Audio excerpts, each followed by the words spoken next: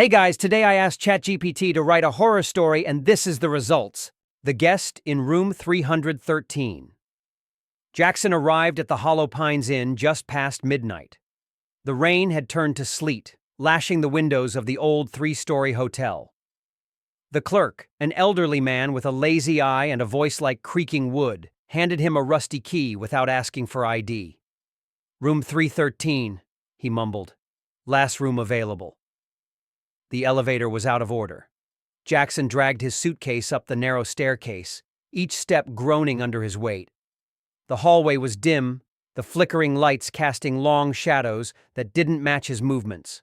Room 313 was at the end of the hall, isolated. He slid the key into the lock, and the door opened with a reluctant creak. The room smelled faintly of mold and something else.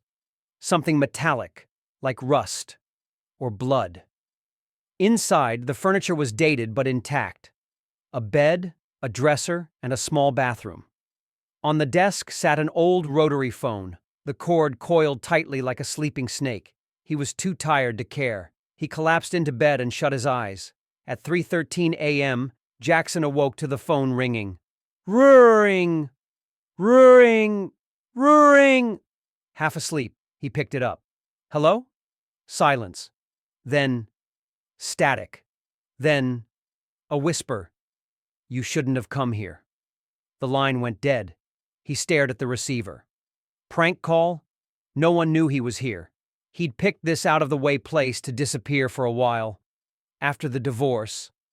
After the breakdown. He shook it off and went back to bed. He dreamed of a door, massive and black with something pounding from the other side. Not fists, hooves, wet, heavy hooves. He woke again. The room was freezing. The radiator was off. He swore he'd left it on. He got up to turn it back on, and stopped. In the mirror above the dresser, he saw someone standing behind him. He spun around. No one there. But in the mirror, faintly now, there were handprints, smudged into the fogged glass, as if someone had pressed their palms against it from inside the mirror. Jackson didn't sleep the rest of the night. By morning, he had packed up and marched to the front desk. I'm checking out early, he said, slamming the key down. The clerk didn't look surprised. Most people from 313 do, he said. Jackson frowned. What do you mean? The clerk looked up, eyes too wide. That room was sealed after what happened to the last guest. You weren't supposed to be put there. Manager's mistake. You should leave now.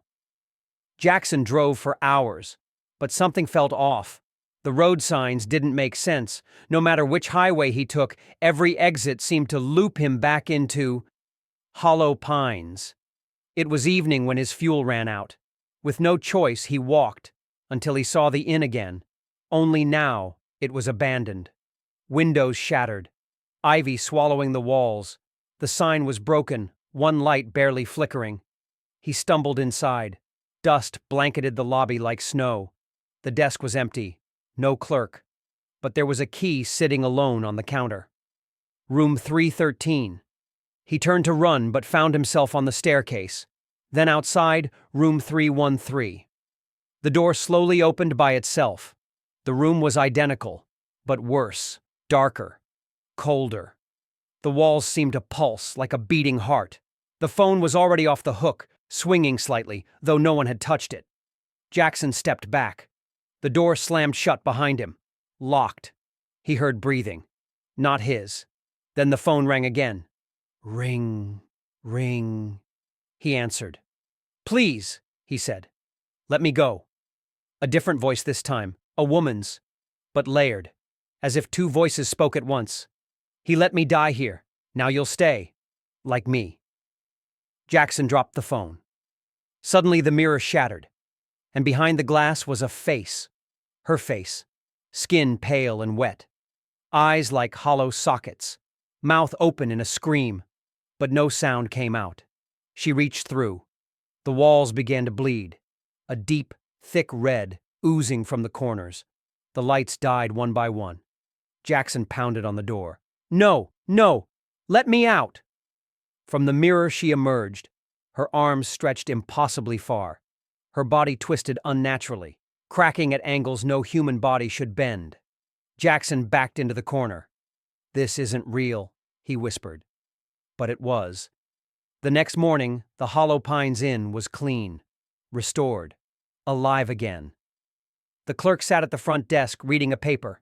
A young woman stepped in, soaked from the storm. "Hi, I need a room." The clerk smiled faintly. "Of course, just one left." He handed her a key. "Room 313.